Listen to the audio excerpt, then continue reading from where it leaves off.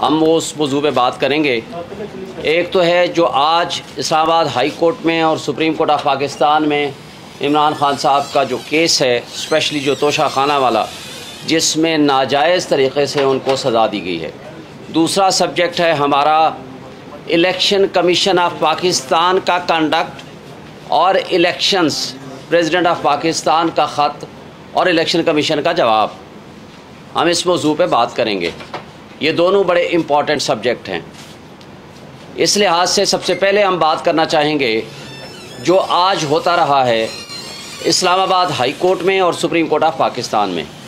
ये तो किसी शक व शुबा से बालातर हो गई है ये बात कि मुतासिब जज हुमायूं दिलावर ने बग़ैर हमें सुने यक तरफ़ा फ़ैसला किया, और जब ये कहते हैं कि आप शवाहिद पेश नहीं कर सके, तो जब हम शवाहिद और गवाहान की फ़हरिस्त देते हैं तो 12 बजे वो कहते हैं 1:30 बजे ले आइए अपने गवाहान, और 1:30 बजे वो कहते हैं कि अब हम एप्लीकेशन जब देते हैं कि जनाब हमारे गवाहान कराची से आएंगे, इनको 1 या 2 दिन का टाइम दे दीजिए, तो वो फरमाते हैं अब ये गैर मुतल्लिक़ा हैं। ये पाकिस्तान की तारीख़ का पहला केस है, क्रिमिनल केस, जिसमें मुल्ज़िम ये कहे कि मैंने अपने गवाह पेश करने हैं और जज कहे कि आपके गवाह इर्रेलेवेंट है, हम पेश करने की इजाज़त ही आपको नहीं देते। ये पाकिस्तान की तारीख़ का पहला केस है, और ये भी पाकिस्तान की तारीख़ का पहला केस है कि आप मुल्ज़िम मौजूद नहीं है, उसका वकील मौजूद नहीं है, और उन दोनों को उसको सुने बग़ैर आपने यक तरफ़ा फ़ैसला कर दिया और सज़ा सुना दी, और सज़ा 5 से 10 मिनट के अंदर एग्जीक्यूट भी हो गई। और आपने जमान पार्क के दरवाज़े तोड़ के और एक शख्स के बेडरूम के दरवाज़े तोड़ के, और उस शख्स को, इमरान खान को, वो वाशरूम में वो कहता है मुझे कपड़े चेंज करने दें, वो आपने वाशरूम के दरवाज़े तोड़ के चंद मिनट्स के अंदर आपने गिरफ्तारी कर ली। अभी वारंट ऑफ अरेस्ट साइन भी नहीं हुआ था, जारी होने दूर की बात है, आर्डर की कापी किसी के पास नहीं थी। ये है वो तर्ज अमल, जो ये है इंसाफ का दोहरा मेयार, ये है कानून के साथ मजाक, ये है इदारों की इन्वॉल्वमेंट, ये है हमारे पाकिस्तान के आइन की पामाली, ये है हमारे यहाँ कानून और इंसाफ का जनाजा उठता हुआ सामने नज़र आ रहा है, जिसमें से बदबू नज़र आ रही है। और न सिर्फ कहा जाता है कि इंसाफ हो, बल्कि होता हुआ नज़र आए। लेकिन पाकिस्तान की तारीख़ में हमने माजी में भी देखा, लेकिन आज सबके सामने, पूरी पाकिस्तानियों के सामने, पूरी दुनिया के सामने इंसाफ का कत्ल हमने अपनी आंखों से देखा। और जब इस्लामाबाद हाई कोर्ट के चीफ जस्टिस साहब को सुप्रीम कोर्ट ये हुक्म देती है कि आप ये केस खुद सुन के फैसला करें, जुरिस्डिक्शन पे और मेंटेनेबिलिटी पे और लिमिटेशन पे और इलेक्शन कमीशन के अथॉरिटी पे, ऑथोराइज्ड पर्सन पे आप फैसला करें, तो जस्टिस आमिर फारूक साहब सुने बगैर वो भी दोबारा उसी तीसरी मरतबा उसी जज को वापस भेज देते हैं, और ये करते हैं 3 तारीख को ऑर्डर। 4 की शाम को हमें ऑर्डर मिलता है, 4 अगस्त को 3 तारीख का ऑर्डर है, और 4 को ही चीफ जस्टिस आमिर फारूक साहब उसी मुतासिब जज को, हुमायूं दिलावर को, एक स्पेशल नवाजिश फरमाते हैं कि एक जज जो कि ट्रेनिंग पे जा रहा था यूके, उसको तब्दील करके उस हुमायूं दिलावर को नॉमिनेट कर दिया कि जी आज आप 5 तारीख को चले जाएं। कल बार बार सवाल हुआ कि जी उस जज साहब को जल्दी क्या थी। जल्दी ये थी कि उन्होंने उसी दिन शाम को 5 तारीख को ही लंदन यूके रवाना होना था। ये भी हुस्न इत्तेफाक है। हुस्न इत्तेफाक ये है कि जब ऐसे लोगों को, शरीफ बिरादरी को, या जिसको भी सज़ा मिलती है, तो वो लंदन भाग जाते हैं या दुबई भाग जाते हैं, और यहाँ का बहाना बना के लंदन चला जाता है। और यहाँ जो शख्स सज़ा देता है वो बीमार हो जाते हैं और हमारे केसेस ही नहीं लगते, वो जज साहबान ही बीमार हो जाते हैं। ये काबिल अफसोस है या हुस्न इत्तेफाक है। और ये केस आज वाला जानबूझ के इलेक्शन कमीशन के वकील साहब इसको डिले कर रहे हैं ताकि केस का फैसला जल्दी ना हो। और इस दौरान बाकी केसेस में गिरफ्तारियां हम डाल सकें। कल आपने देखा है कि पूरी सरकारी मशीनरी हरकत में आ चुकी है। अब आईजी साहब को भी फिक्र लाहक हो गई कि जनाब जाएं, बाकी केसेस पड़े हुए हैं, वो केसेस जिसमें इमरान खान साहब के अदम पैरवी केसेस खारिज हुए हैं, ज़मानतें। और अदम पैरवी क्यों कि जी वो आए नहीं हैं। भाई वो कैसे आए? क्या वो जानबूझ के नहीं आ रहे? आप प्रोटेक्शन आर्डर जारी करें, लेकिन उनको भी जल्दी हो गई। साइफर के केस में FIA को भी जल्दी हो गई, और बाकी भी जो आपने देखा है जहां तमाशा लगा हुआ है। और कल उस फाशिस्ट हुकूमत के वो साबिक वज़रा यहाँ प्रेस कॉन्फ्रेंसेस कल से किए जा रहे हैं कि सुप्रीम कोर्ट इसमें ने नोटिस क्यों ले लिया। भाई सुप्रीम कोर्ट के पास एक पटिशन आई है और इलेक्शन कमीशन का वकील सरकारी मौजूद हैं, अटॉर्नी जनरल ऑफिस मौजूद है। काजी फाइसा साहब की जजमेंट है कि जब कोई सरकारी वकील किसी केस को करने का नाअहल हो, ये लिख के देगा कि मैं ये केस हम नहीं कर सकते, हमारे पास अहलियत नहीं है, फिर आप प्राइवेट काउंसिल कर सकते हैं। तो किस कैपेसिटी में आपने एक प्राइवेट काउंसिल किया हुआ है? सिर्फ प्राइवेट काउंसिल नहीं, ये वो काउंसिल हैं जो नवाज शरीफ और उसकी फैमिली के मुकदमात के वकील हैं। उनको इलेक्शन कमीशन कितना इम्पार्शल होगा, कितना वो एक लिहाज से गैर जानिबदार होगा कि वो नवाज शरीफ की फैमिली का वकील ही उनको प्राइवेट वकील मिला है जो आकर के यहाँ मुकदमा लड़े। और वो मुकदमा जो 5 से 10 मिनट और आधे घंटे का केस नहीं है, क्योंकि ज़मानत देने और सेंटेंस और जजमेंट को सस्पेंड करने के लिए बेसिक सिर्फ प्रिंसिपल्स देखे जाते हैं, और यहाँ तो प्रिंसिपल्स नहीं, सब कुछ गैर कानूनी आपके सामने नज़र आ रहा है। वो सुनने की बजाय आज सारा दिन वो जनाब किताबें पढ़े जा रहे हैं। चलो भाई पढ़ लो तुम ये भी, लेकिन काबिल अफसोस बात यह है कि सुप्रीम कोर्ट के हुक्म को इस्लामाबाद हाई कोर्ट नहीं मानता, इस्लामाबाद हाई कोर्ट के हुक्म को डिस्ट्रिक्ट एंड सेशन जज नहीं मानती, और हम लोग जो पिछले 18 दिन से गैर आइनी और गैर कानूनी तौर पर पाबंद सलासल रखा हुआ है कि एक दिन का भी, एक घंटे का भी हिसाब देना पड़ेगा कि आप लाइफ एंड लिबर्टी किसी की आप कैसे ख़राब कर सकते हैं। और इस केस में वो तोशाखाना जो उन लोगों ने, जो शाहिद खान अब्बासी हो, नवाज शरीफ हो, तमाम लोगों ने वो घड़ियाँ भी लीं और उनको डिक्लेयर भी नहीं किया, और उससे बड़ा जुर्म गाड़ियाँ लीं जो खिलाफ ज़ाब्ता, खिलाफ कानून वो ले नहीं सकते थे, क्योंकि कानून में लिखा हुआ है कि गाड़ियाँ कोई शख्स नहीं लेगा। मरियम नवाज़ ने गाड़ी ली, मंसूर अवान का प्रोग्राम आप सब ने देखा है, माशाल्लाह आप सारे सहाफ़ी और सोशल मीडिया के दोस्त बैठे हुए हैं, और उसके साथ जरदारी साहब ने 3 गाड़ियाँ ली, नवाज शरीफ ने 1 गाड़ी ली, यूसुफ गिलानी ने 1 गाड़ी ली, जो कि नहीं ले सकते। नैब का केस बना और नैब के लॉ को ही तब्दील करके वो रेफरेंस ख़त्म हो गया, और वो किसी कोर्ट में नहीं पहुंचा वो केस। और जो मुजरिम थे वो बादशाह बना दिए गए, जो मुजरिम थे वो मुद्दाई बना दिए गए, और जो मुजरिम थे उनके वकील हमारे खिलाफ वकील हैं इलेक्शन कमीशन की तरफ से। ये है इलेक्शन कमीशन का कंडक्ट और उसकी इम्पार्शलिटी, गैर जानिबदारी जो आप सब देख रहे हैं। अब दूसरी बात, आज दूसरे सब्जेक्ट में अब आ रहा हूँ, और हमें तवक्को और उम्मीद है, हम रूल ऑफ लॉ पे बिलीव करते हैं, हम आइन पे बिलीव करते हैं, हम अदालतों की तरफ देख रहे हैं। ये मुनसिफ ही रूल ऑफ लॉ कायम करके इस मुल्क को बचा सकते हैं। रूल ऑफ लॉ के अलावा दुनिया में कभी किसी ने तरक्की नहीं की। और एक बात बता दूं, मुझे बताएं, पाकिस्तान से बाहर बैठने वाला कोई भी हमारा पाकिस्तानी हो या कोई भी शख्स हो, आज आपका जो यूथ है वो यहाँ से भाग रहा है, लोग यहाँ से पैसा लेके भाग रहे हैं। वजह क्या है? कि उनको आपके निज़ाम इंसाफ पे बिलीव नहीं है, आपको यहाँ के कानून पे बिलीव नहीं है। किसी को किसी भी वक्त उठाया जा सकता है, गायब किया जा सकता है। किधर है आज इमरान रियाज, जो लॉ इन्फोर्समेंट एजेंसीज के हाथों से गायब हो गया, और हज़ारों की तादाद में लोगों को उठाया गया जिनका पता ही कोई नहीं है। और इस तरह का तर्ज अमल कभी रियासतों को तरक्की नहीं देता। आज जितनी बेयकीनी और अनसर्टेनिटी है, और रोज़ आपका डॉलर बढ़ रहा है, रोज़ आपका पेट्रोल बढ़ रहा है, रोज़ आपका बिजली के यूनिट आपके बढ़ रहे हैं, क्या गरीब आदमी को ज़िंदा रहने देना है? इस फाशिस्ट हुकूमत और उसकी आगे आने वाली एक्सटेंशन जो आज बैठी हुई है। और फिर कल एक adviser to chief minister Mohsin Naqvi साहब, कंवर दिलशाद साहब कहते हैं जी अगले साल मई में हम इलेक्शन कराएंगे। भाई अगले साल मई में क्यों, आप 10 साल बाद करा लो।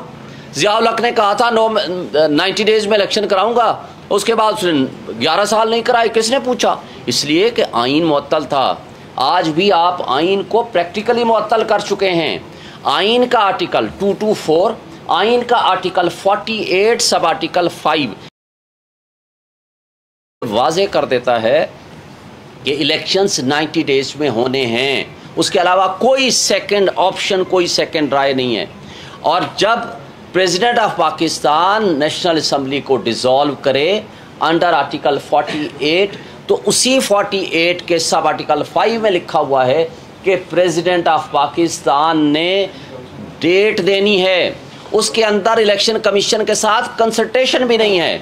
ना सिर्फ कंसल्टेशन नहीं है, बल्कि उसमें प्रेसिडेंट साहब ने ऐसे मैटर ऑफ कर्टसी उनको बुलाया है कि आए जी, चूँकि फ्री एंड फेयर इलेक्शन कराना आपकी जिम्मेदारी है, आए मैं डेट देना चाहता हूँ, आए मेरे साथ कंसल्ट करें। और जो आज ख़त लिखा है इलेक्शन कमीशन ऑफ पाकिस्तान ने, ये आइन की खिलाफ वर्जी है, कानून की खिलाफ वर्जी है और तौहीन अदालत भी है। वजह उसकी क्या है कि इस प्रिंसिपल को सुप्रीम कोर्ट ऑफ पाकिस्तान 1 मार्च और 4/4 के फैसले में, जो कि रिपोर्टेड जजमेंट भी अब हो चुकी है, उसको रीडिटर्मिन कर चुके हैं, उसको इंटरप्रेट कर चुके हैं, डिफाइन कर चुके हैं। तो अब उस इशू को, जिसको already supreme court of Pakistan determine कर चुकी है, तो इलेक्शन कमीशन प्रेसिडेंट को कहता है आपको पावर नहीं है, आपको अख्तियार ही नहीं है। एक बात वाजे कर दें, अगर प्रेसिडेंट ऑफ पाकिस्तान ये असम्बली डिसॉल्व न करते, बाई एफ्लक्स ऑफ टाइम ये डिसॉल्व हो जाती, तो उस सूरत में सेक्शन 57 वो फिर फील्ड में आ जाता इलेक्शन एक्ट का, जो कि अब वो प्रेसिडेंट से पावर हटा के इन्होंने इलेक्शन कमीशन को पावर दे दी है। लेकिन अगर असम्बली डिसॉल्व कर दे, हाँ वो गवर्नर करे तो गवर्नर, और अगर प्रेसिडेंट डिसॉल्व करे तो प्रेसिडेंट डेट देने का पाबंद है under the constitution article 48 sub article 5। जो आइन होता है उसके ताबे होते हैं तमाम कवानीन। कोई कानून आइन से ओवर एंड अबव नहीं होता। ये उल्टा बात कर रहे हैं ये इलेक्शन कमीशन ऑफ पाकिस्तान की। इसका मतलब है गैर जानिबदारी तो आपके सामने आ चुकी है कि वो किस कदर जानिबदार हैं। इसका मतलब ये है कि वो जो फाशिस्ट हुकूमत जिसका ख़ात्मा 8 तारीख 9 तारीख को हुआ था शहबाज शरीफ की ज़ेर क़यादत, इसका मतलब है कि उनके साथ मिल के इन्होंने साजिश प्लान की थी ताकि हमने इलेक्शन विद इन टाइम नहीं होने देना। यही वजह थी कि कल से बड़ी तकलीफ़ होनी शुरू हो गई है। इसके बावजूद 2 पॉलिटिकल पार्टीज़ ने आज हमारे इस मुतालबे को एक्सेप्ट करने का फ़ैसला किया है, जिसमें पाकिस्तान पीपल्स पार्टी और JUI।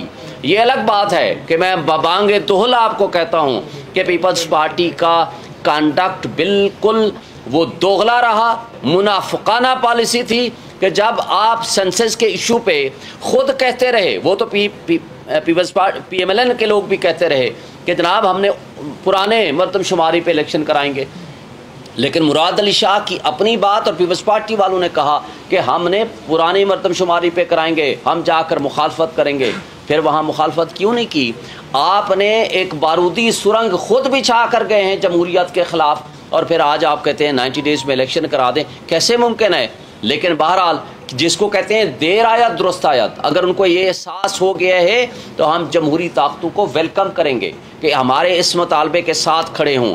इसके बावजूद कि आज हमारे चेयरमैन जेल में हैं, इसके बावजूद हमारे हज़ारों की तादाद में वर्कर्स जेलों में सड़ रहे हैं, इसके बावजूद हमारा सैकड़ों हज़ारों की तादाद में लोगों को उठाया हुआ है, उनको कारोबार बंद किए हुए हैं, उनको काम नहीं करने दिया जा रहा, और उसके अलावा उनकी चार दीवारी की पामाली हो रही है। इस सब कुछ के बावजूद हम इस बात का मुतालबा कर रहे हैं कि आइन के अंदर दी हुई शेड्यूल के मुताबिक अगर फ्री एंड फेयर इलेक्शन नहीं कराएंगे तो ये रियासती की जो बुनियादें हैं वो खोखली हो जाएंगी, रियासत नहीं चल सकती। और फिर इस जबर और खौफ की फ़िज़ा में जो आप इलेक्शन कराने जा रहे हैं, इसको कम करें।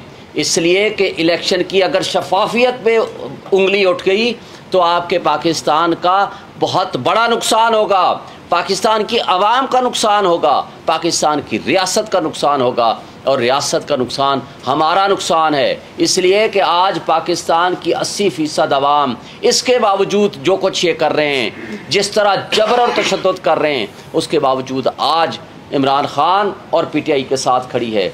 हम इस मुल्क की बका चाहते हैं, हम अपने इदारों को भी ये मैसेज देना चाहते हैं, हम मुल्क की एस्टैब्लिशमेंट को ये मैसेज देना से खेलना बंद करें, पाकिस्तान की तारीख से सीखें।